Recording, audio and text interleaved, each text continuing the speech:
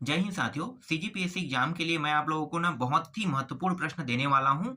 इन प्रश्नों को आपको बताऊंगा भी, समझाऊंगा भी। ठीक है, तो चलो देखते हैं। तो यहाँ पे देखो, भारतीय संविधान में न्यायिक पुनरावलोकन का आधार है। तो उत्तर क्या लेना है? उत्तर लेना है विधि द्वारा स्थापित प्रक्रिया। ये विधि द्वारा स्थापित प्रक्रिया क्या होता है, मैं आपको बताना चाहूंगा। विधि द्वारा स्थापित प्रक्रिया मतलब जो संसद जो कानून बनाता है उसे उच्च न्यायालय को फॉलो करना पड़ता है, सुप्रीम कोर्ट को भी, उच्चतम न्यायालय को भी फॉलो करना पड़ता है। अगर वो जो कानून संसद द्वारा बना नहीं है, ठीक है, ये प्रक्रिया के थ्रू बनता है। कैसे प्रक्रिया होता है कि संसद में दो सदन है, एक लोकसभा राज्यसभा, दोनों सदनों से जो विधेयक जो पारित होता है वो राष्ट्रपति के साइन के लिए जाता है, और राष्ट्रपति के साइन के लिए जाता है तब वो क्या बनता है, राष्ट्रपति के साइन हो जाता है तब वो कानून बन जाता है। और उस कानून को कोई भी कंडीशन में उच्चतम न्यायालय ये नहीं कह सकता, सुप्रीम कोर्ट ये नहीं कह सकता कि हम इसे नहीं मानेंगे, क्योंकि ये जो पूरा न्यायालय है ना, ये सिर्फ और सिर्फ कानून पर ही काम करता है। जो संविधान है वो पूरा संविधान जो है कानून के तहत ही चलता है, और जो कानून बना नहीं है उसे उच्चतम न्यायालय मान नहीं सकता। तो इसे कहते हैं विधि द्वारा स्थापित प्रक्रिया कहते हैं। अगला प्रश्न देखो, भारतीय संविधान का अनुच्छेद 370 क्या था? 370 जो अभी 370 अनुच्छेद है उसे हटा दिया गया है, आप लोगों को पता होगा। ठीक है, तो 370 अनुच्छेद पहले क्या था? तो पहले था ये एक अस्थाई कानून था, और ये संक्रमणकालीन उपबंध था। संक्रमणकालीन क्यों कह सकते हैं, देखो मैं आपको इसे समझाना चाहूंगा थोड़ा सा। अस्थाई का मतलब ये होता है कि ये कभी भी हटाया जा सकता है, 370 धारा, इसलिए इसे अस्थाई कहा गया है। ठीक, और संक्रमणकालीन क्या है कि इसमें कुछ नुकसान था भारत को। क्या नुकसान था कि जो कश्मीर है ना, ये जम्मू कश्मीर पे लागू होता है, पता है ना, जम्मू कश्मीर पे लागू होता था। जम्मू कश्मीर में जब ये लागू होता था तो भारत के नागरिक जो है वो जम्मू कश्मीर पे कोई भी कंडीशन में बस नहीं सकता था। लेकिन जो जम्मू कश्मीर के नागरिक है वो भारत में आके कहीं भी सेटल हो सकता था।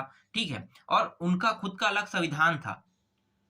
हमारे जो संविधान थे उसके अलग, उसके विपरीत उनका खुद का अलग संविधान था। और देखो इसमें एक नुकसानदेह और क्या था कि पाकिस्तान के लोग वहां पे बस सकते थे, लेकिन भारत के लोग वहां पे बस नहीं सकते थे। तो इस प्रकार से प्रावधान किया गया था, जिन्हें 370 जो धारा है इसे अब हटा दिया गया है। अब ये भी बहुत मुश्किल से हटा है। कहने का तात्पर्य है कि डॉक्टर भीमराव अंबेडकर ने ना एक बहुत अच्छा चीज छोड़ के गया था। क्या था? ये था राष्ट्रपति शासन। राष्ट्रपति शासन, अगर कोई भी सत्तारूढ़ शासन नहीं करेगा तो वहां पे राष्ट्रपति शासन लागू हो सकता है। इसका फायदा उठाया सरकार ने।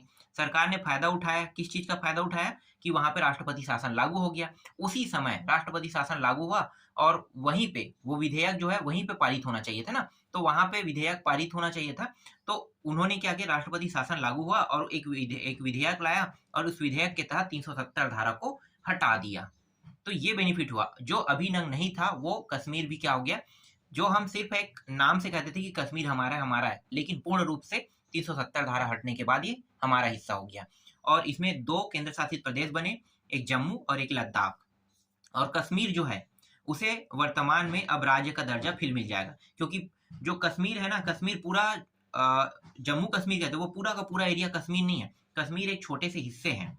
जम्मू भी है उसमें, है लद्दाख भी है, तो लद्दाख जम्मू ये सब मिलके जम्मू कश्मीर बन रहा था। तो लोग समझते थे कि पूरा का पूरा कश्मीर, तो कश्मीर के लिए जो भी लड़ाई होता था ना वो कश्मीर के लिए होता था, जम्मू के लिए, लद्दाख के लिए नहीं। ठीक है, तो अब क्या है, दो केंद्र शासित प्रदेश बना दिया, जम्मू को और किसको बना दिया, लद्दाख को, और कश्मीर जो है अलग राज्य हो जाएगा। अब यहाँ पे चुनाव होना शुरू हो जाएगा। तो ये पूरा प्रक्रिया है, मैंने अभी आपको समझा दिया। ठीक है, अभी वर्तमान में कितने केंद्र शासित प्रदेश अगर पूछ दिया तो आपको बताना है 8 केंद्र शासित। पहले 7 था, 2 बनने के बाद 9 होना चाहिए था। आपके मन में सवाल आ सकता है, लेकिन वर्तमान में 8 है, क्योंकि जो दमन एवं दीप और दादर एवं नागर हवेली जो है ना उसको अब एकीकृत कर दिया, एक बना दिया, दोनों मिला के एक केंद्र शासित प्रदेश बन गया। इसलिए संख्या क्या हो गया, 2 से 1 होने के कारण मर्ज हो गया तो 8 हो गया। समझ में आ गया? और वर्तमान में 28 राज्य है ना, लेकिन जैसे जम्मू कश्मीर को फिर से पूर्ण राज्य का दर्जा मिलेगा, फिर से 29 राज्य हो जाएगा। इसके बाद अगला प्रश्न देखो, नेक्स्ट प्रश्न है, इनमें से कौन सा भारतीय संघीय व्यवस्था में एकात्मक तत्व है? तो एकात्मक तत्व देख लेते हैं। एकात्मक तत्व का मतलब क्या होता है? जैसे कि राष्ट्रपति अकेला है, एकात्मक है, उसको राज्यपाल भी एकात्मक तत्व है। तो देखो ये एकात्मक तत्व में देखते हैं। देखो शक्तियों का विकेंद्रीकरण दो हिस्सों में बंटवारा में एकात्मक तो हो नहीं सकता, इसलिए ये नहीं है। ठीक है, राज्यपाल की नियुक्ति ये एकात्मक है। ठीक है, एकात्मक संघीय व्यवस्था का एक हिस्सा है, मतलब एकात्मक है। राज्यसभा में असमान प्रतिनिधित्व, ये भी क्या है, ये भी एकात्मक है। न्यायिक पुनरावलोकन नहीं है। ठीक है, न्यायिक पुनरावलोकन नहीं, क्योंकि इसके लिए बहुत से कमेटी जो बैठे रहते हैं उसके साथ मिलके इसके बारे में क्या करते हैं, चिंतन मनन करते हैं ना, तो इसलिए ये नहीं हो सकता। अखिल भारतीय सेवा, ये भी एकात्मक है। अखिल भारतीय सेवा का जो भर्ती होता है यूपीएससी के थ्रू होता है, मतलब ये भी एकात्मक है। और ये द्विसदनात्मक व्यवस्थापिका, ये नहीं होता। द्विसदनात्मक मतलब लोकसभा और राज्यसभा दोनों को बोल रहा है, इसलिए ये एकात्मक नहीं हो सकता। जिसका संबंध एक से हो, कहने का तात्पर्य ये है कि जिनका संबंध एक से हो, मतलब जैसे राष्ट्रपति है, अखिल भारतीय सेवा है, ठीक है, और बहुत सारे जैसे आपातकालीन प्रावधान करना, ये भी संघात्मक है। संघ के पास जो शक्ति है उसे हम एकात्मकता बोल सकते हैं। ठीक है, जो संघ के पास हो। चलो आगे देखते हैं। इसके बाद संविधान वाले टॉपिक से ये प्रश्न देखो, निम्न में से किस विषय पर राष्ट्रपति के लिए मंत्रिपरिषद से सलाह लेना आवश्यक नहीं है? पहला, राजदूत की नियुक्ति के लिए ले सकता है क्या? राजदूत की नियुक्ति के लिए मंत्रिपरिषद ही सलाह देता है कि इस राजदूत को नियुक्त करो, तो इसका मतलब है कि ये इसका उत्तर नहीं होगा। विधेयकों पर स्वीकृति देना, अब राष्ट्रपति को विधेयकों पर साइन करने के लिए क्या मंत्रिपरिषद की सलाह लेना पड़ेगा? देखो इसको कुछ इस प्रकार से समझते हैं। लोकसभा राज्यसभा दो सदन होते हैं, दोनों सदनों से एक विधेयक पारित होता है, और वो विधेयक कहाँ जाता है? राष्ट्रपति के पास जाता है ना। तो राष्ट्रपति के पास जाता है साइन होने के लिए, तो क्या राष्ट्रपति ये सोच सकता है कि मैं उस पर साइन करूं या ना करूं, इसके लिए मंत्रिपरिषद को पूछेगा क्या? नहीं पूछेगा ना भाई। इसलिए इसका उत्तर क्या है, यही एक मात्र क्या है, सही है। बाकी जो है अब गलत हो जाएगा, क्योंकि यहाँ पे 5 ऑप्शन दिए, तो बाकी को गलत ले लेना है, यही बस सही लेना है। विधेयकों पर स्वीकृति देना, इसके लिए राष्ट्रपति को किसी भी प्रकार से पूछने की आवश्यकता नहीं है कि किस पे विधेयक पे मैं स्वीकृति दूं या ना दूं। ठीक, आगे देखते हैं। अगला प्रश्न है, निम्न में से किस राष्ट्रपति ने एक शक्ति का प्रयोग किया था जिसे संवैधानिक शब्दावली में जेबी निषेधाधिकार कहा जाता है? तो ये ज्ञानी जैलसी आएगा। ये है 1986 की बात है। 1986 में ज्ञानी जो जैलसी है, इन्होंने जेब वीटो का प्रयोग किया था, जिसे हम पॉकेट वीटो भी कहते हैं। क्या होता है जेबी वीटो और पॉकेट वीटो? 3 वीटो होता है। ठीक है, इनमें से तीसरा वीटो जो है यही है, जेबी वीटो और पॉकेट वीटो। इसमें क्या होता है कि ना तो अनुमति देना, ठीक है, उसे अपने पास रख लेना, ना उसे संसद को वापस भेजना, पुनरावलोकन के लिए वापस भेजना, ना तो इसकी अनुमति देना और ना ही पुनरावलोकन के लिए भेजना। ये कहलाता है जेबी वीटो या पॉकेट वीटो कहलाता है। और इनको देने वाला व्यक्ति कौन था? उस समय राष्ट्रपति थे ज्ञानी जैलसी।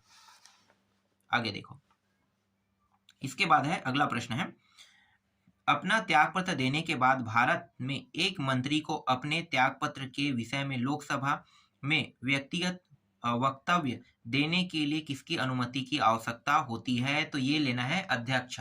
ठीक है, लोकसभा अध्यक्ष, जिसे हम स्पीकर कहते हैं। यहाँ पे लोकसभा अध्यक्ष नहीं दिया, स्पीकर दिया है, तो स्पीकर यहाँ पे उत्तर ले लेना है। इसके बाद मैं आपको दिखाता हूँ संविधान वाले टॉपिक से और प्रश्न है मेरे पास। देखो ऐसे प्रश्न आते हैं एग्जाम में। अब तो ये प्रश्न देखो, ठीक है, मैं आपको इसको भी समझा दूंगा।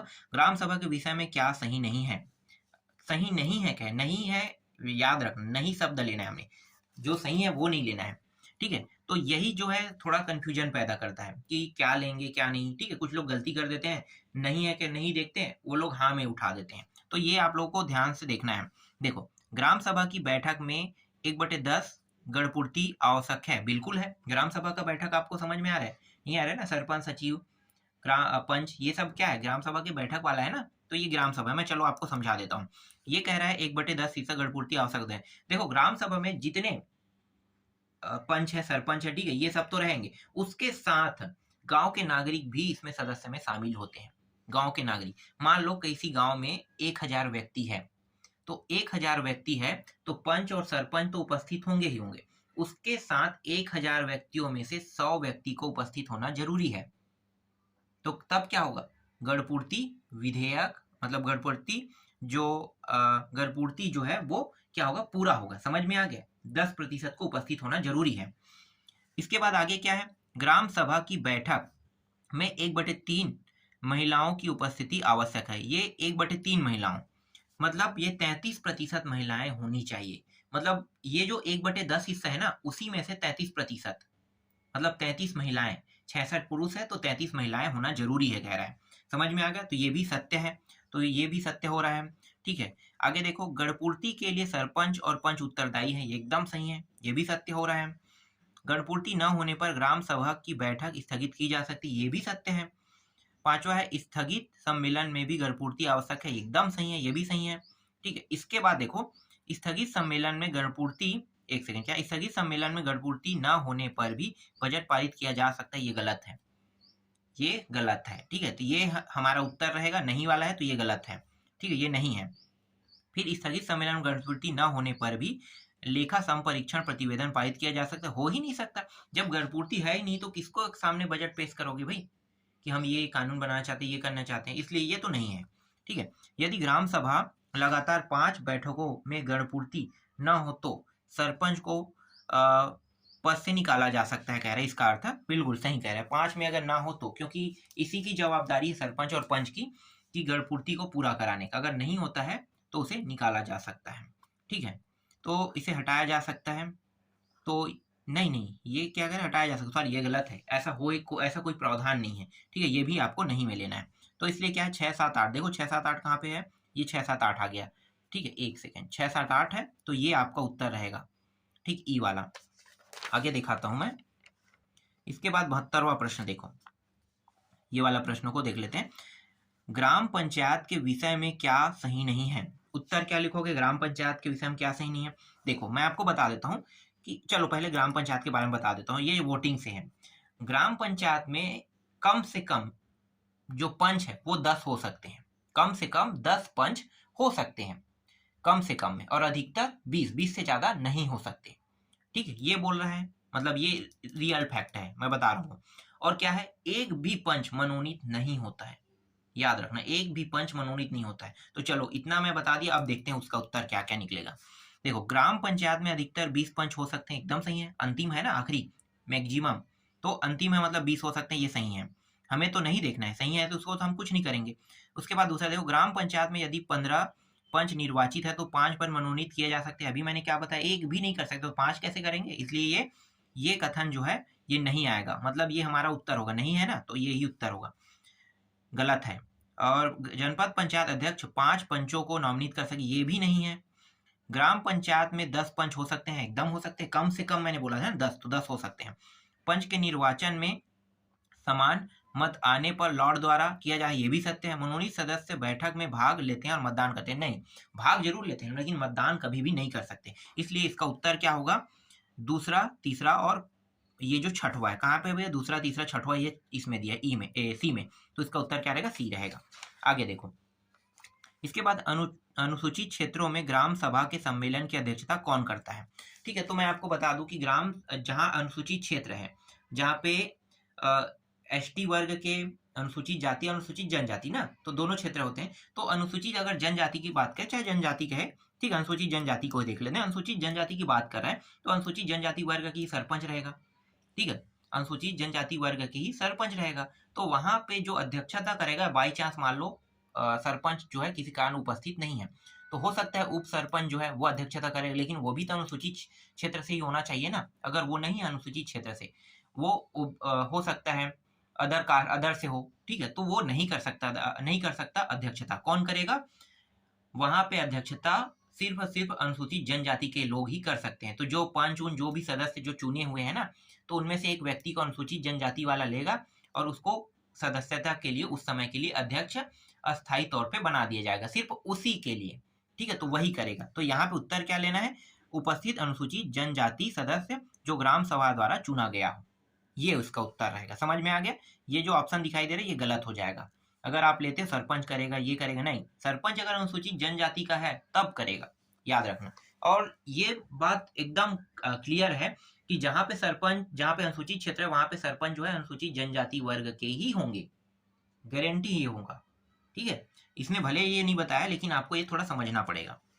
इसके बाद अगला देखो, राज्य निर्वाचन आयोग ने विगत पंचायत चुनाव में मतपत्रों का रंग निर्धारित किया था, उन्हें सुमेलित कीजिए, कह रहे हैं। पंच के लिए नीला रंग एकदम सही है, सरपंच के लिए गुलाबी रंग, ये पूछ चुका है ना प्रश्न, तो ऐसे प्रश्न हो सकते हैं एग्जाम में आ जाए, तो आपको याद रखना है। ठीक है, जनपद पंचायत सदस्य सफेद रंग और जिला पंचायत सदस्य पीला रंग। ठीक है, याद रखना, ये सही है, कूट है। तो यहाँ पे 1 2 3 4 वाला कहाँ पे, देखो 1 2 3 4 ये आ जाएगा। अगला प्रश्न देखो, संविधान के किस अनुच्छेद के अंतर्गत राज्यपाल राष्ट्रपति के अनुमोदन के लिए किसी विधेयक को भेज सकता है? तो अनुच्छेद 200 के तहत। ठीक है, कोई भी मतलब राज्यपाल जो है विधेयक को राष्ट्रपति को भेजता है, वो अनुच्छेद 200 के तहत ही भेजता है। इसके बाद है अगला प्रश्न है, देखो अगला प्रश्न क्या है, राज्य सचिवालय के प्रशासन में मंत्रिमंडल को जाने वाली सभी नस्तियां किसके माध्यम से भेजी जानी आवश्यक है? उत्तर क्या लोगे? मुख्य सचिव। ठीक है, मुख्य सचिव के माध्यम से ही जितने भी जानकारी है, सूचनाएं हैं, वो मंत्री परिषद या मंत्रिमंडल के पास भेजी जाती है।